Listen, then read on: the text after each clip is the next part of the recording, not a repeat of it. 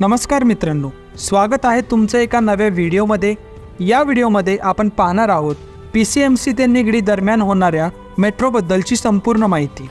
त्याचबरोबर या मेट्रोच्या कामाला कधी होणार सुरुवात व या मार्गात कोणकोणते स्टेशन्स असणार। त्यामुळे व्हिडिओ शेवटपर्यंत पहा व जर तुम्ही चॅनलवर नवीन असाल तर चॅनलला सबस्क्राइब करायला विसरू नका।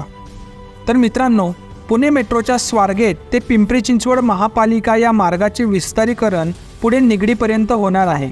या विस्तारित मार्गाचा DPR केंद्र शासनाने मंजूर केल्यानंतर येत्या 3 महिन्यात या मार्गाची निविदा प्रक्रिया पूर्ण करून काम सुरू केले जाईल, अशी माहिती महामेट्रो व्यवस्थापकीय संचालक श्रावण हर्डीकर यांनी दिली आहे।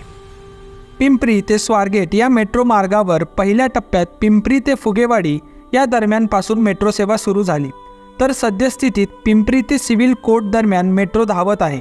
मात्र या मेट्रो मार्गाचे विस्तारीकरण पुढे पिंपरीपासून निगडीपर्यंत व्हावे अशी मागणी पिंपरी चिंचवडकरांची होती। मात्र मागील 2 वर्षांपेक्षा अधिक काळ हा प्रस्ताव केंद्र सरकारच्या मान्यतेसाठी प्रलंबित होता। अखेर 23 ऑक्टोबर 2023 रोजी केंद्र शासनाच्या गृहनिर्माण व शहरी आवास मंत्रालयाने अंतिम मान्यता दिली। त्यामुळे निगडीपर्यंत मेट्रो विस्तारीकरणाचा मार्ग मोकळा झाला आहे। हा मार्ग 4.13 किलोमीटर लांबीचा असणार आहे। त्यामुळे निगडीपर्यंत मेट्रो धावण्याचे शहरी वासियांचे स्वप्न पूर्ण होणार आहे। वाहतूक कोंडी कमी करण्यासाठी आणि पिंपरी चिंचवडमधील रहिवाशांना चांगली कनेक्टिव्हिटी देण्यासाठी हे विस्तारीकरण आवश्यक होते। हा मेट्रो प्रकल्प शहराच्या दळणवळणासाठी महत्त्वाचा ठरणार आहे। पिंपरी ते निगडी दरम्यान 3 मेट्रो स्टेशन असून शेवटचे स्टेशन भक्ती शक्ती चौकात असणार आहे।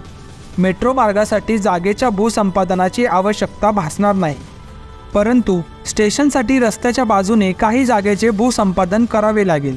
महामेट्रोकडून निविदा प्रक्रिया राबवण्याची तयारी सुरू झाली आहे। येत्या 3 महिन्यात निविदा प्रक्रिया पूर्ण करून या मार्गाचे प्रत्यक्ष काम सुरू होईल।